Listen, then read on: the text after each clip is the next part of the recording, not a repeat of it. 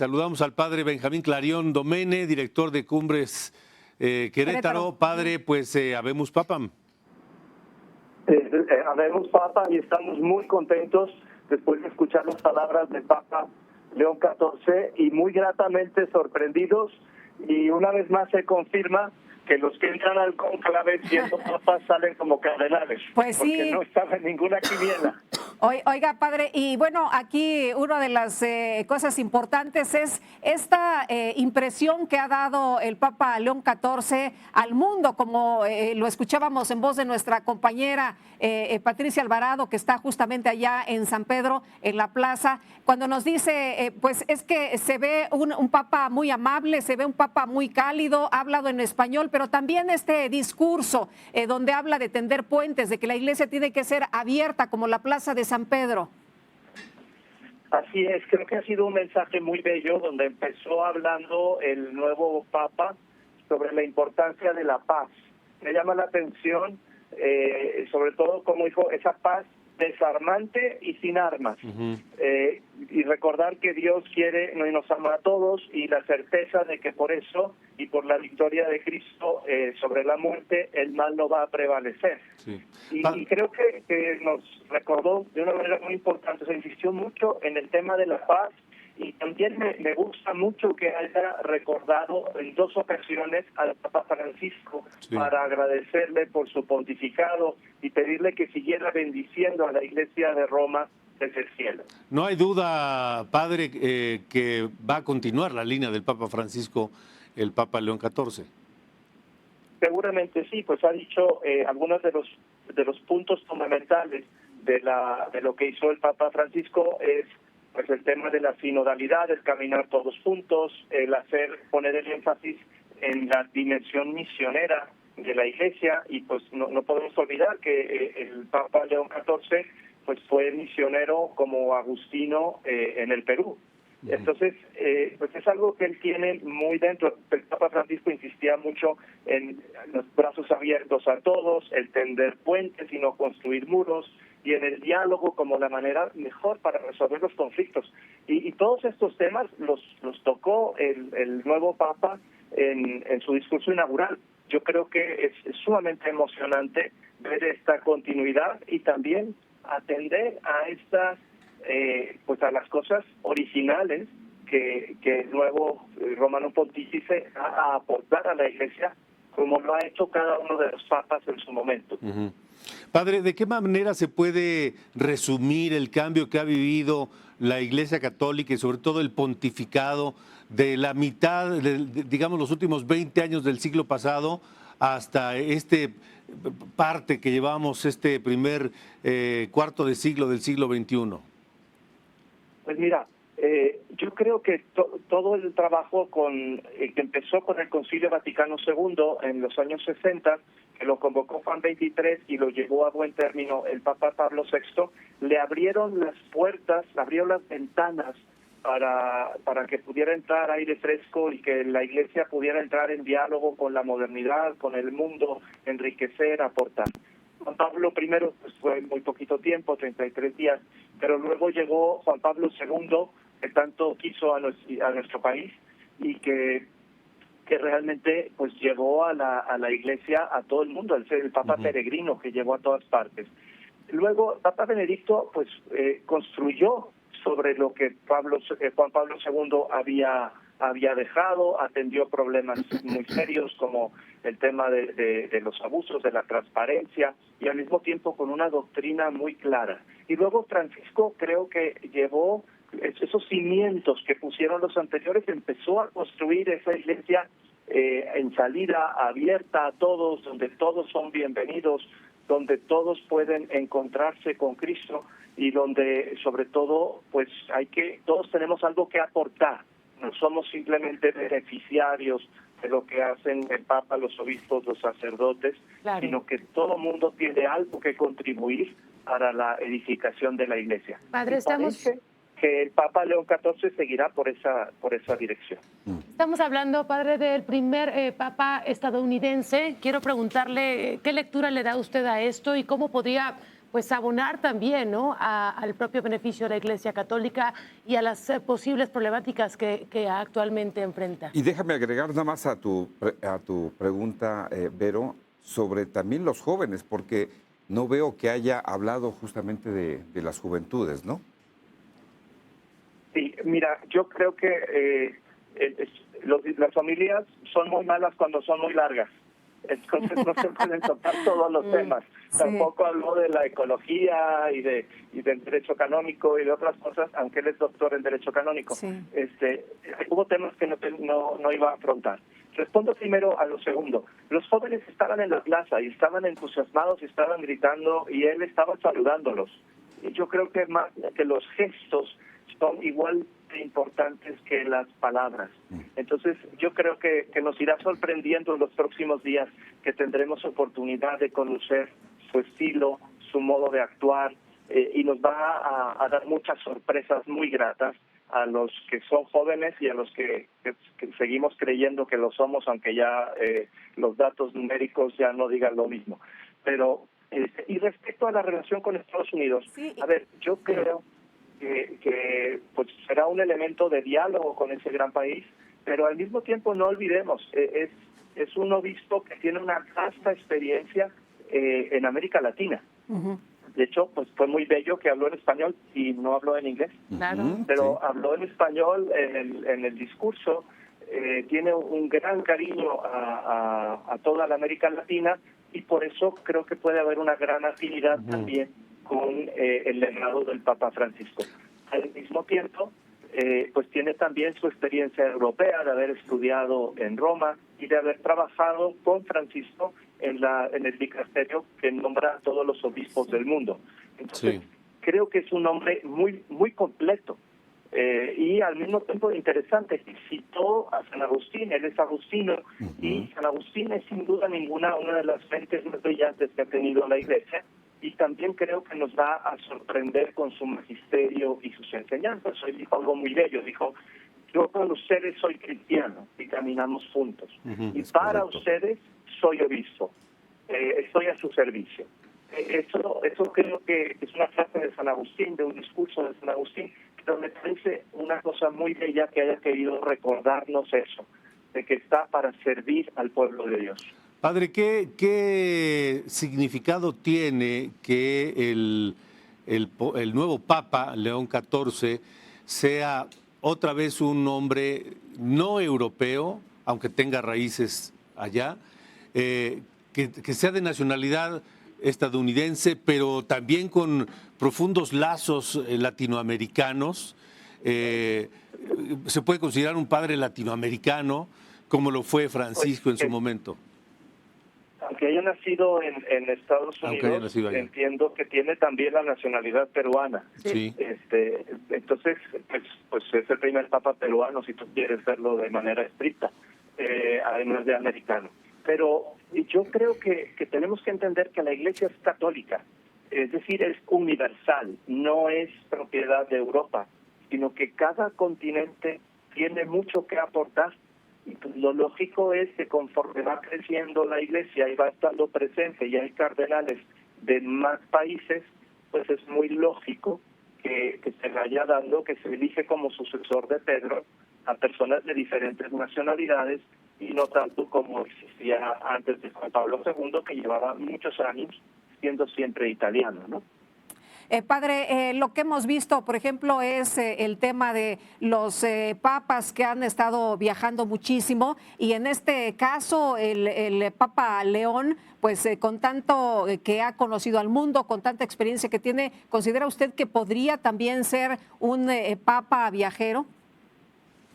Yo creo que sí, tenemos que ver qué sorpresas nos da, pero yo me imagino que pues es algo propio del sucesor de Pedro, el ir a confirmar a los hermanos en la fe en todas partes. Antes probablemente era más difícil porque los medios de transporte no estaban tan al alcance de la mano, pero Pablo VI fue el primero en romper ese paradigma, y pues empezó a ir hasta Filipinas, a Colombia, a muchos lugares. Luego Juan Pablo II lo llevó a otro nivel, y pues tanto Benedicto como Francisco lo han seguido. De hecho, en la autobiografía del Papa Benedicto dice que uno de los motivos por los que renunció es que no iba a tener fuerza para ir al encuentro con los jóvenes en Río de Janeiro en el año 2003, verano de 2013. Y no podía fallarle a los jóvenes. Era también lo que dice en la autobiografía de Peter Sebald, o que escribió con Peter Sebald.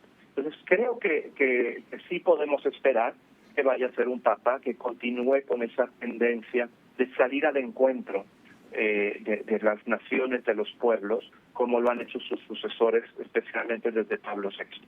Padre, ¿y hacia dónde cree que gire el avión directamente? ¿Dónde será su primer viaje? ¿Dónde cree usted que será su primer viaje?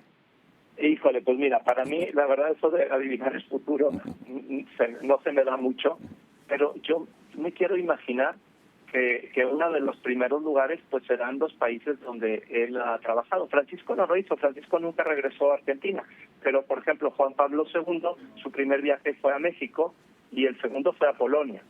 Entonces, pues habría que esperar y ver qué es lo que él decide. Francisco tenía ya algunos viajes planeados, tenía uno para este mes de mayo a Turquía, para ir a donde fue el concilio de Nicea. No sabemos si el Papa León lo va a mantener o no. Habrá que esperar. Yo creo que pues lleva pocas horas de Romano Pontífice, creo que no ha tenido chance de ver la agenda, pero nos la irá comunicando pronto seguramente.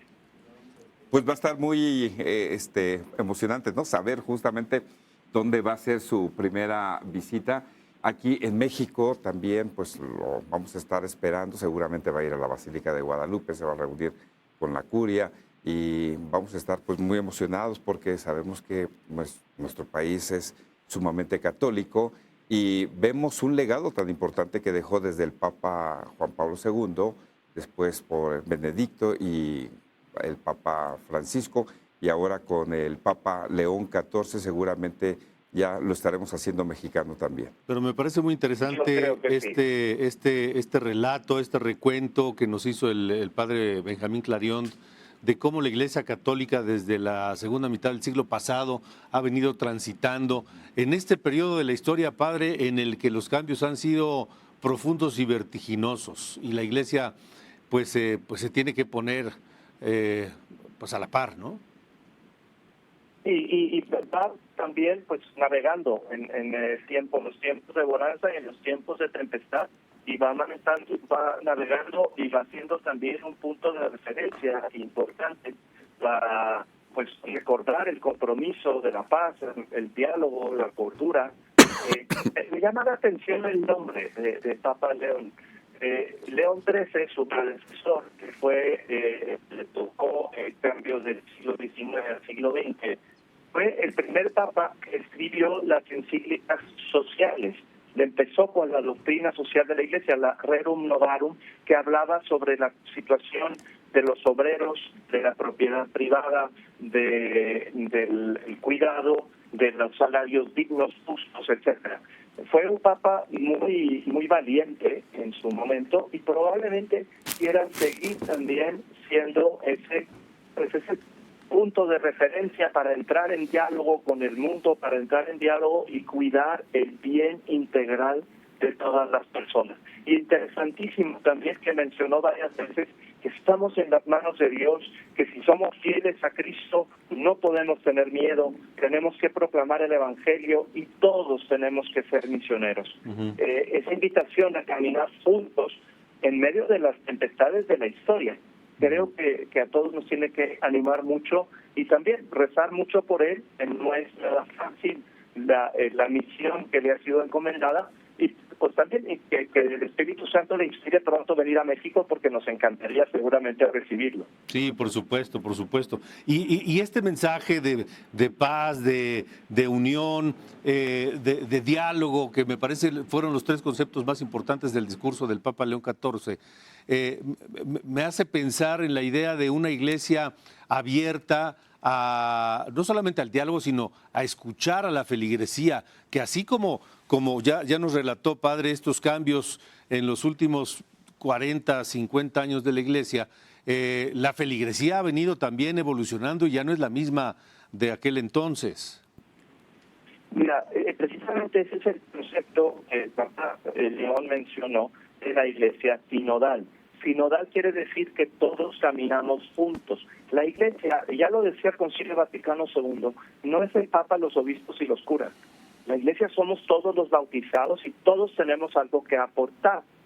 Ahora, pues para eso también hay que capacitarse, formarse, entrar en acción, no esperar pasivamente, ¿no? Pero es un gran reto, un gran compromiso. Me gusta mucho que el Papa en su discurso dijo: tenemos que ser una iglesia sinodal, unida, que camina, que busca la paz, cercano a quienes sufren, donde se vive la caridad. Y luego se encomendó a la Santísima Virgen María para que ella, como nos ha ayudado tanto en México, la Virgen de Guadalupe, a pesar de nuestras diferencias, a poder caminar juntos. Yo creo que el haber invocado a María en la plaza de San Pedro y que todos rezáramos con él el Ave María, pues me parece una cosa bellísima y una garantía de que quien está cerca de la Virgen María siempre está cuidado y protegido por el Señor. Padre, ¿cuáles son las características de los misioneros agustinos? Mira, la congregación de los agustinos es una de las congregaciones que vinieron, que fueron los primeros en evangelizar nuestro país. ¿Sí? Cuando empezó el descubrimiento de América, fueron los agustinos los primeros en llegar, junto con los franciscanos. Luego llegaron los jesuitas, pero fueron de los primeros evangelizadores. Ellos tienen una regla que escribió San Agustín, que se ha ido adaptando y actualizando. También hacen muchas funciones, están dedicados a la educación, pero también a las misiones, también en la atención a las personas con más necesidad. En fin, cumplen con muchas funciones. Honestamente, no soy experto y habría que preguntarle a algún agustino. Uno de los obispos auxiliares de México, al menos uno, es agustino. Y sería muy interesante a lo mejor luego poder platicar con ellos qué siente de que un hermano suyo de su misma orden religiosa ahora es el sucesor de Pedro. Claro. Pero, a ver, sobre todo, comparten mucho y toman muy en cuenta las enseñanzas de San Agustín, que como les decía hace un momento, es uno de las mentes más brillantes y más privilegiadas que ha tenido la Iglesia, y también que tiene su historia de conversión muy interesante que él mismo narra en un libro que se llama Las Confesiones, de cómo él, pues antes de ser cristiano, tuvo una vida bastante pues disipada, llamémoslo así, buscando el prestigio, el poder, y cómo poco a poco, por la oración de su madre, Santa Mónica, pues a los 30 y pico años, logró la gracia de hacerse cristiano, recibir el bautismo, y luego fue obispo en Hipona, en el norte de África. Creo que pues esa referencia constante a San Agustín va a ser una característica muy interesante de este pontificado. Padre Clarion, le agradecemos estos minutos que ha compartido con nosotros para darnos esta información, sus puntos de vista y ayudarnos a comprender pues en qué momento histórico estamos. Muchas gracias. Gracias a ti, Lupita, y ojalá todos podamos rezar mucho por el nuevo Papa que nos acaba de bendecir para que pueda cumplir su misión y que nos guíe a todos por el camino del bien, del diálogo y sobre todo el camino de la fidelidad a Cristo y de la paz que tanto necesitamos en nuestro mundo y en nuestro país. Gracias, le mandamos un abrazo, Padre. Gracias, Dios nos bendiga a ti y a todos los que nos escuchan. Gracias.